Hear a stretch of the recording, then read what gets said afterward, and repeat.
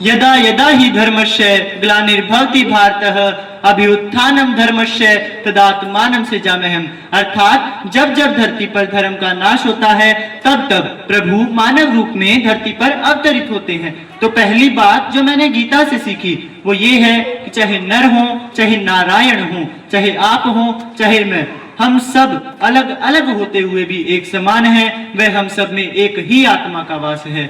आदरणीय प्रधानाचार्य महोदय, अतिथिगण, निर्णायक मंडल व मेरे प्यारे सहपाठियों, गीता से मैंने क्या सीखा इस विषय पर बोलने को मैं अपना सौभाग्य मानता हूँ।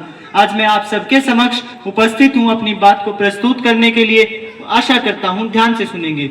विश्व में किसी भी धर्म या संप्रदाय में किसी भी धर्म की जयंती नहीं मनाई जाती, परंतु हिंदू धर्म में गीता जयंती मनाने की परंपरा पुरातन काल से चली आ रही है, क्योंकि बाकी सभी धर्म तो किसी व्यक्ति द्वारा लिखित अथवा प्रचलित किया गए हैं, जबकि गीता का जन्म तो स्वयं भगवान श्री कृष्ण के मुखारविंद से हुआ है।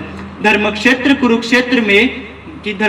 कुरुक्षेत्र में जब अर्जुन अपने स्वजनों को सम्मुख पाते हैं तो अर्जुन युद्ध से विमुख होने लगते हैं। तब श्री कृष्ण उन्हें समझाते हैं कि कर्मण्येवाधिकारस्ते मां फलेषु कदाचन मां कर्मफल हेतुर्भुर्मा ते संगोस्त्व कर्मणि। अर्थात हे अर्जुन, तुम्हें केवल कर्म करना है, फल की चिंता नहीं, इसलिए कर्म को फल के लिए मत करो। दृश्य कुछ ऐसा था, सारथी कृष्ण थे और अर्जुन रथी, सम्मुख धारण सैन्य सज्जित खड़ी, मोह ने पार्थ के मन को भ्रमित कर दिया, रिश्ते में जो तात उन पर क्या शर्त चलाना सही। तब श्री कृष्ण मुस्कुराते हुए पार्थ को समझाते हैं कि हे पार्थ, तंद्रा तजो, अपने कर्तव्य को पूरा करो। रिश्ते में जिन्हें तुम अपना सगा मानते, लड़ने को हैं उत्सुक सब, अब मारो या मरो।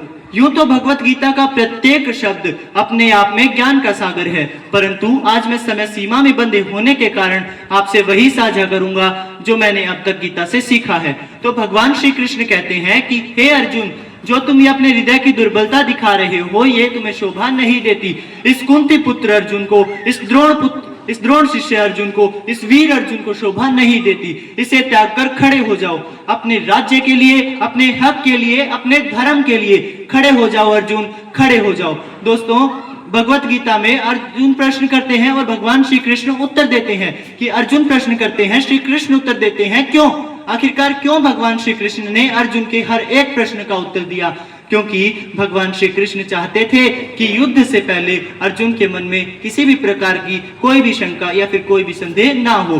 क्योंकि यदि हम कोई काम करते हैं और उसके पहले हमारे मन में उसके प्रति कोई भी शंका रहती है तो वो काम अच्छे से नहीं होता। दोस्तों, इसी विश्वास के कारण, इसी बिलीफ सिस्टम के कारण वाराणसी की सोनम पटेल महज 8 वर्ष की आयु में, जिसे भगवत गीता का एक श्लोक कंठस्थ याद है, ना कि वो एक श्लोक कंठस्थ याद है, बल्कि उसे तो इस बात का भी भली भांति ज्ञान है कि कौन सा श्लोक किस अध्याय से लिया गया है। इसी विश्वास के कारण, इसी बिलीफ सिस्टम के कारण ब्रिटिश वैज्ञानिक जोलिन निग ने कहा कि भगवत गीता में लिखा एक भी श्लोक कोई भी वैज्ञानिक झूठा सिद्ध नहीं कर सकता, क्योंकि भगवत गीता ही सत्य है और सत्य ही सनातन है।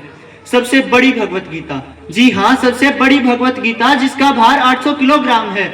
मैं तो कहता हूं यदि भारत का खोया संस्कार लौटाना है तो भगवत गीता को पाठ्यक्रम में एक सब्जेक्ट के तौर पर पढ़ाना ही होगा। बल्कि मैं तो यह भी कहता हूं कि भगवत गीता को कोर्स से हटा दीजिए और कोर्स में गीता को लाइए। यकीन मानिए, देश प्रदेश, तेरा मेरा, छोटा बड़ा, अपना पराया सब सुधर जाएंगे। दोस्तों, जब दुर्योधन भगवान श्री कृष्ण से युद्ध के लिए संपूर्ण नारायण सेना मांग बैठते हैं तब भगवान श्री कृष्ण अर्जुन पर व्यंग्य करते हुए कहते हैं कि हार तेरी निश्चित है, मत हो तू उदास। अरे माखन तो दुर्योधन ले गया, अब तो सिर्फ बची है छाछ। तो इस व्यंग्य पर अर्जुन भगवान श्री कृष्ण से कहते हैं कि जीत मेरी निश्चित है, क्यों हूं मैं उदास। अरे माखन का मैं क्या करूंगा जब माखन चोर है मेरे पास। दोस्तों, भगवत गीता सुनाने के पश्चात भगवान श्री कृष्ण अर्जुन को कहते हैं कि मामेकम शरणम व्रजः, अगर तुझसे कोई काम ना हो तो मेरी शरण में आ जा। इस सृष्टि में तू जो कुछ भी कर्म कर रहा है उसे मुझे अर्पित करता चला जा, तुझे पूर्णतः मेरा शंस रहित ज्ञान प्राप्त हो जाएगा। अब समय सीमा को ध्यान में रखते हुए मैं अपनी वाणी पर विराम लगाना चाहूंगा और अंत में केवल यही कहना चाहूंगा कि गिरने में तेरी हार नहीं, तू इंसान है भगवान नहीं। कि गिरने में तेरी हार नहीं, तू इंसान है भगवान नहीं।